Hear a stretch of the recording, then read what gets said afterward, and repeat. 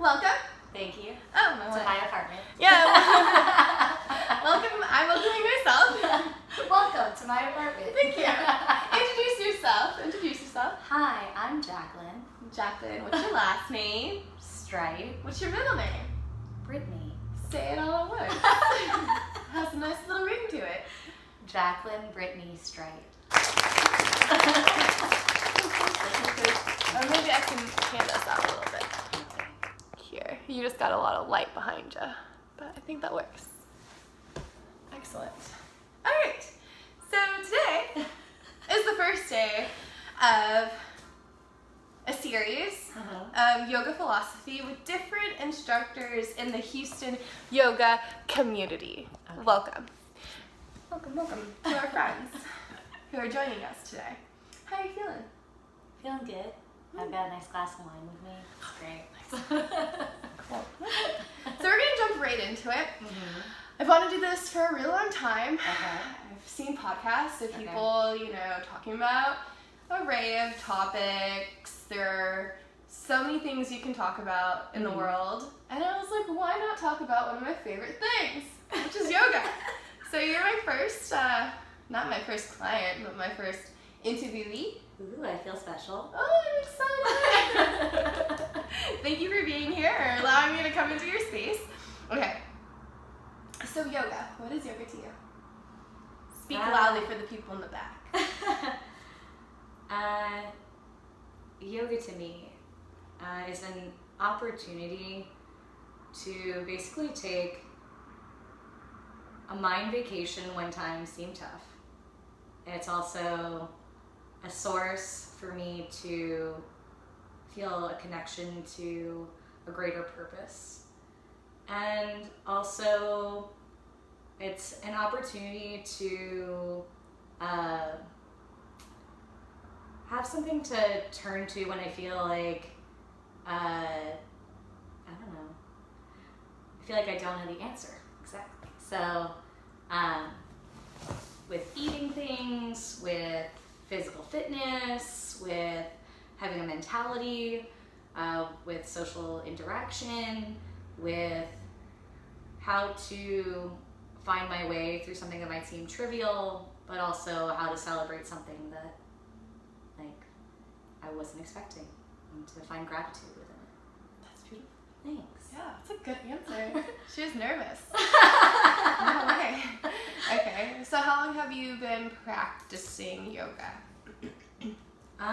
Okay, so my first exposure to yoga was my mom got some random videotape. I don't even remember what it was, but when videotapes existed, my mom, not so into physical fitness, thought that this would be, a good solution to move her body. And for me, who's always been into physical fitness and moving my body, I was all about being there for her and to do it together. So I tried it for the first time in her basement to a video. Don't remember which video it was, can't quote me. But I really just didn't like it. And then I've always been someone who, not a gym rat, but someone who likes to go to the gym quite a bit. And I've tried several yoga classes at the gym. Didn't really like it. And then the first place that I went that I really fell in love with yoga is this place called Yoga Journey. It's in South Florida, Boca Raton area, inside of a hotel. And I happened to go to it because I helped open a restaurant next door. And they had a new approach to yoga that I haven't been exposed to before. And it made me feel very welcome, at home, and also have a space that I could be the most creative me, and it incorporated a feeling of dance, which I love, and also a feeling that the purpose of the asana practice was meant for something besides just the classroom setting. It was also something that you could take home with you, something that you could tune into when life seems to be trivial, strugglesome. So how do you feel like you take yoga off the mat? How do I take yoga off the mat? Mm-hmm. I feel like I take yoga off the mat. Well, I feel like, should I hint at the other questions that we're about to have? Sure. A little bit of, what is it? Foreshadowing sprinkled in here. I don't really know all the questions we're about to have, but I know that for me, yoga off the mat incorporates my diet as one of them, is that I don't really want to harm other beings. I am extremely anemic, so I do need an iron-rich, protein-rich diet. So I have to be very aware of what I put into my body and the supplements that I take. It has created trouble for me in the past as far as illness. And so yoga helps me find a lot of solutions that have happened in my life that had nothing to do with yoga. Like I've broken and fractured both my feet and ankles multiple times. I've had surgery on both of them. I have a disconnect with the lower half of my body. So I use a lot of stability postures to bring awareness to that part of my body. And then I have a lot of things in the Ayurvedic diet that bring awareness to that part of my body.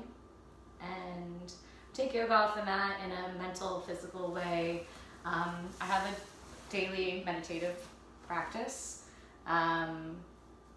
I do japa, which really helps me chant to God. I haven't believed in God, proper God. It's not really a thing. But I haven't believed in like a higher power. I've always been not atheist, but agnostic. And it really helped me feel a connection with him. And I would like to reestablish that connection with him when I wake up every day. It makes me have an appreciation for the day. It makes me feel like every day when I wake up, I can tap into a meditative space when I feel like things are really crazy. I even say that in the classes that I teach, that everyone should create a meditative space of their own that makes them smile inside. And when I do japa, it helps me let go of all the sensations that are around me and also tap into all the sensations at the same time. That's magical. Thanks. I love you. Okay, so piggybacking on that, Okay. you said you're disconnected from your lower half, which means that you I don't have... have the connection that I would like to have, so I constantly work on it. Okay, so what pose are you, or like what asana are you constantly working on? That gives you a lot of opportunity to feel discomfort. Okay. In my classes, I've always made it a goal to be creative. And then over time, I realized that that's not the most important thing, to be the most creative in a class. To me, I've gone through many cycles of what seems the most important in the class. Probably for past like 6 months plus, I've cared about incorporating just as much yin and yang in the practice, an opportunity to build up heat within the body, and then also give the opportunity to cool down. So that's very important for me, but the grounding part at the beginning of a practice, turning on the low belly and the core, I'll make sure that we do things that, like Utkatasana chair pose, is something I usually incorporate in every class, because for me, it makes me turn on my hamstrings, my glutes, my quads, and also start to acknowledge my feet and where the distribution is in my body. So since I need to focus on my feet and my ankles a lot, I will say things, cues, that make you acknowledge that there are different ways to turn on chair pose, that you can feel all those things. What's your most favorite pose? Shavasana. Not an answer. Why That's not? not an answer. Okay, your second favorite pose. Okay. I'd say my second favorite pose, besides Shavasana, I would say chair. Okay, why do you like Shavasana? Well,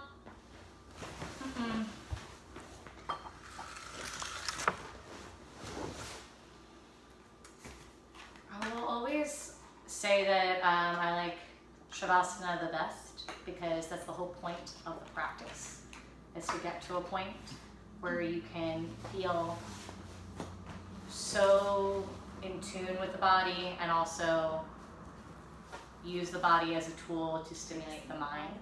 Yes, you can have some more wine. Have to get you another bottle. No, I've got lots of bottles. Cheers. Cheers. It's just a time where like I get to really let go of any mindless chatter and find stillness, even though I'm not moving, even though I'm not stimulated by something external. I can find that stillness within my mind after a great physical practice. And I try to accomplish that without the physical practice, but it feels even better after the physical practice. Open the body to open the mind. Okay, nice. What is your why? Why do you practice? Why do I practice? Well, it's... Why do I practice or why do I teach? Those two different questions. Yeah. The teacher's going to come Okay, so practice is because all the reasons I just said. It's so great to lose yourself and find yourself within that hour class multiple times over, where you start to notice certain things. And I usually shift gears, usually shift a perspective somewhere in the class where I find it like magical that I even had that thought. It's as if I have an epiphany every single time, you know? And usually multiple.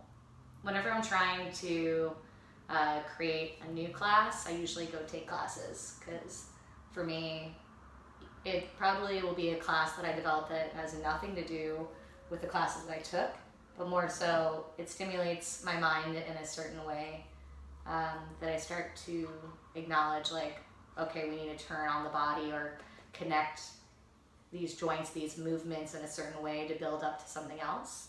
And the only way that I feel it within my body is by me going through the motions of already moving my body. So you're more like a kinesthetic learner.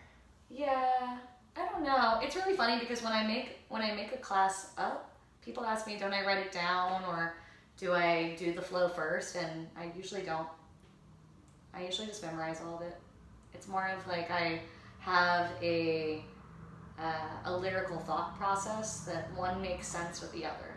Like if I'm going to do something really extensive like a split, I need to do a half split or a pyramid pose or a triangle pose and start to turn on my hamstrings and press down like fully through my foot and turn on like the activation of my calves or my shins and like start to loosen up the joints in a certain way that's less abrasive or less aggressive to go towards the more peak postures.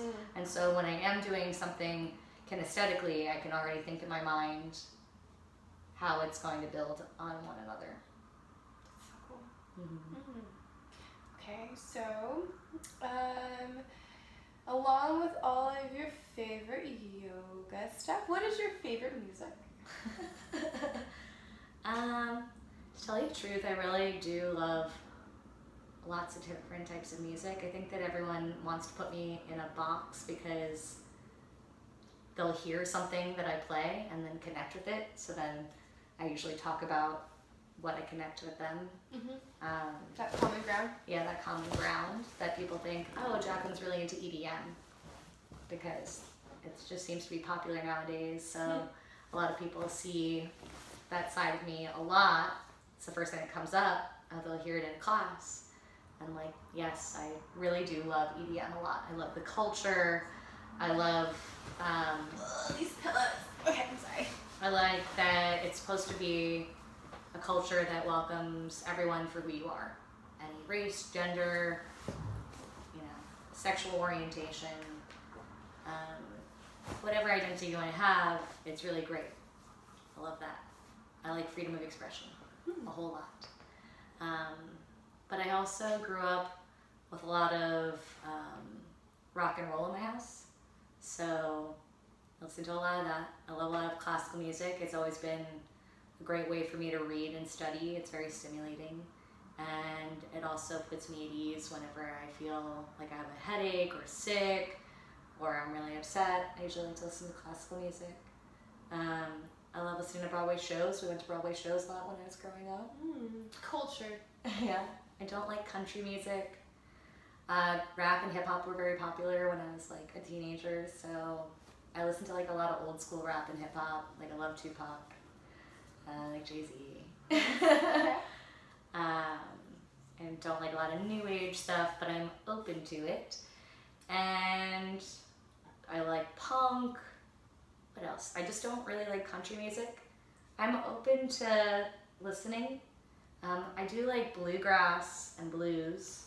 So like I like Johnny Cash, and I like, I don't know, all kinds of things that fall into that genre. I love it. Yeah. Sweet. What is your least favorite vegetable? I know that you said you didn't have one, I don't really know what that is. I'm sorry. Oh, you know what? I don't really like very spicy peppers. Like jalapenos? Yeah. Are those considered a vegetable or a fruit? I don't know. I feel like that's kind of sad that I don't know, especially because I have a degree in hospitality management and took cooking classes. I have no idea. What do you qualify as a vegetable? Is something that grows from the ground up, and then the fruit is what grows from like bushes down. Or a tree. Yeah. Down? I might have made that up. Yeah, I feel like that's right. Pull that out of the ether. Okay, what's your least favorite fruit? If it's not a jalapeno. I don't know, man. Okay. It's okay. I really like fruits and veggies. So we're in like the heart of our interview. Okay. Which brings me to my two topics, major topics that I had in mind. Okay. Do you want to do chakra or yama first? Whichever. We'll do chakra first. Okay. So I was gonna say, if you wanted to, two options. You can talk about your favorite chakra, or you can talk about.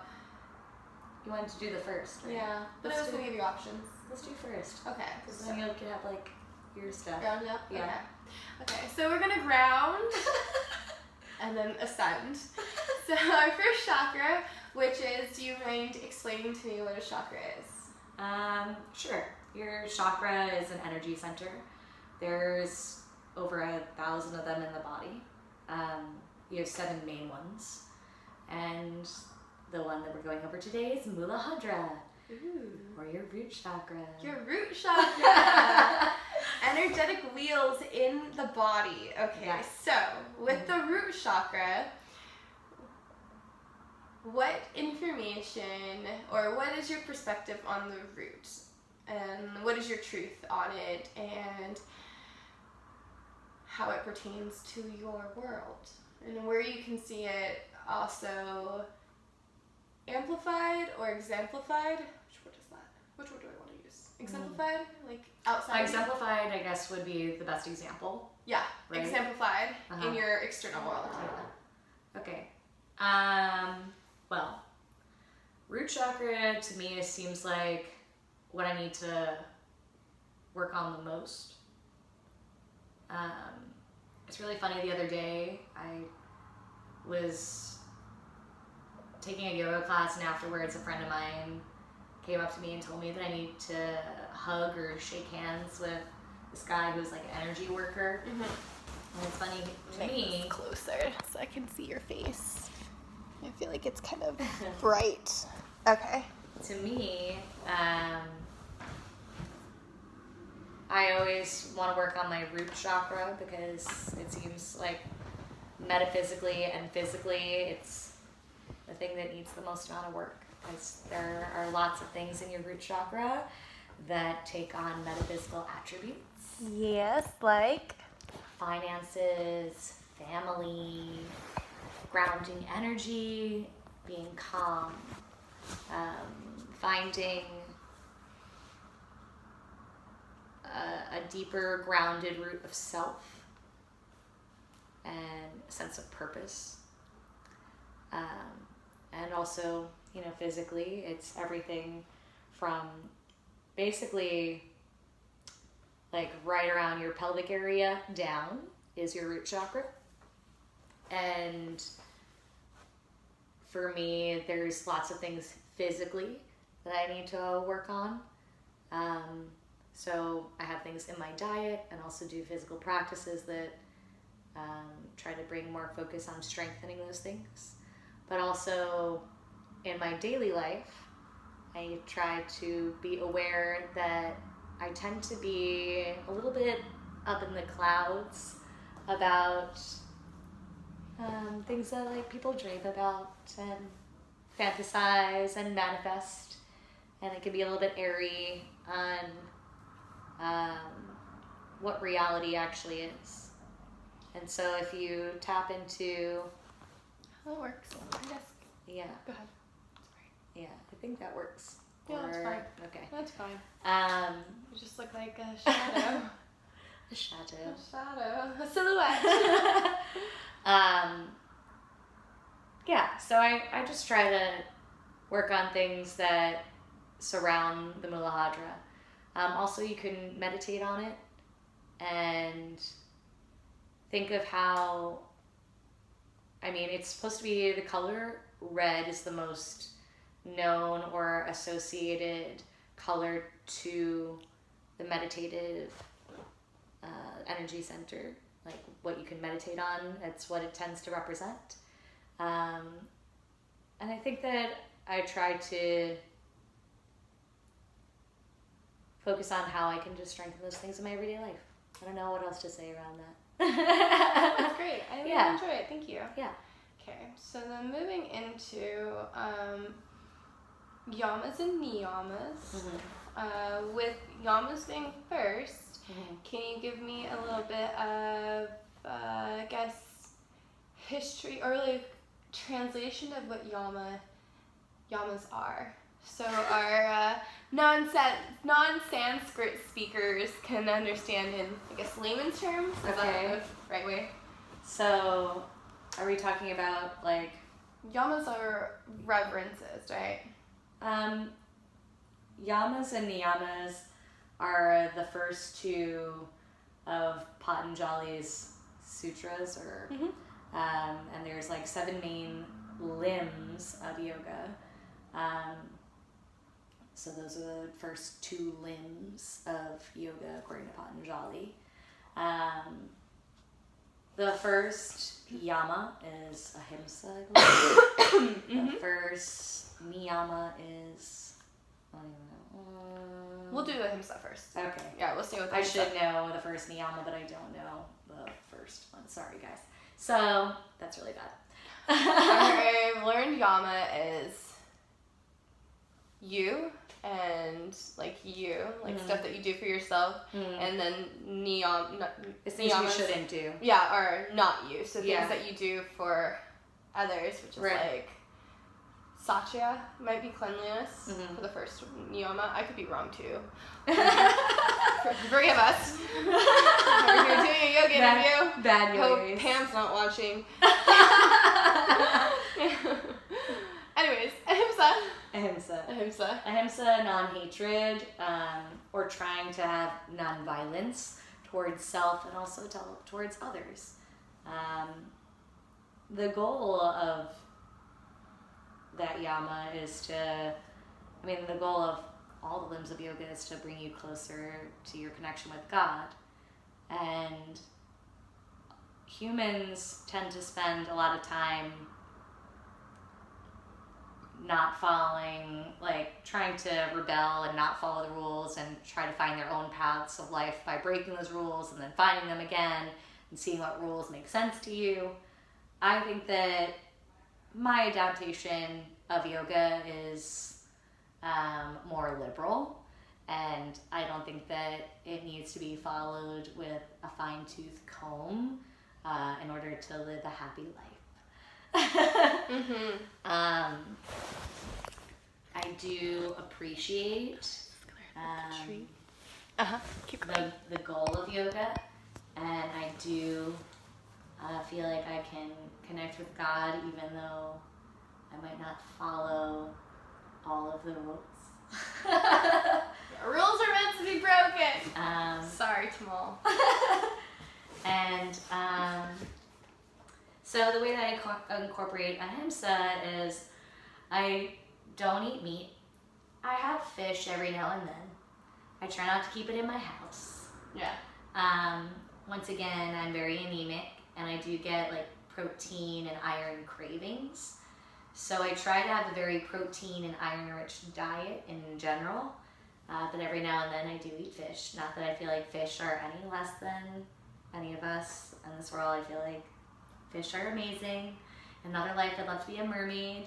So I kind of feel like if I'm going to come back in any type of way, I wouldn't mind being a fish. Like I kind of want to be in an ocean. I love to swim. I love the water. Wow, this sounds really bad way of justifying things. But I try really hard to also to find sayings and books and podcasts and people that affirm my way of living and who I am. Because in order for me to be non-hateful towards myself, I feel like I need a lot of affirmations. And I feel like affirmations are great for everyone. It's really good to surround myself with good people and happy things. I do feel like there's an over-focus in yoga that all yoga instructors need to be happy and put on smiling faces and need to be in the best shape and be this like model-esque person that should be on a higher spiritual level. And for me, I think that it's good to have flaws and accept those flaws and notice that's part of your beauty. And also, going back to Ahimsa, I try to practice non-hatred towards others, but also don't try to surround myself with people that would not make me feel good or feel like, or others that feel like I make them feel bad. So I try to not put myself in that environment. And I also try to disconnect from emotional things sometimes as a safety mechanism, but also when I'm in a heated situation to step outside myself and become an observer rather than be in it. A participant. Yeah. And a lot of people like to make themselves like the hero of a situation or the victim of a situation. And a lot of time I like to step outside of things and observe them for what they are. And a lot of the time, like, you just need to observe that people are inherently good. At least I like to believe that. I've done a lot of traveling by myself, and that's the way that I get through things is people are inherently good. Yeah. It's a great way to make new friends. People are inherently good, and a lot of time things are situational that tend to bring out negative things or negative attributes in people. And so I try to be non-hateful, and even if someone is hateful towards me, I like to believe that it's because there's other things happening in their life that are making them react. That's beautiful. Thanks. Thank you for sharing. Yeah. I hope that people enjoyed this. Do you want to add anything? Not really. Okay. Thanks for interviewing me. Yeah. Thanks for letting me interview you. Yeah. I feel like we answered a lot of questions in a short amount of time. Thanks. It was only 30 minutes, which means it won't be hard to upload on YouTube because sometimes uploading is the B word. Okay. But thank you so much for joining Jaclyn and I. I hope that you enjoyed our little philosophy segment and you learned lots about Jax. You can catch her all throughout the city of Houston and probably a lot online. You're going to be doing stuff online, right? Yes. Yeah. Yes. Yeah. Yes. Yeah. I'm going to tag her into her Instagram profile so you can follow her. Okay. And then we can see. We'll grow together. Okay. Thank you so much. Thank you. I was literally looking for you on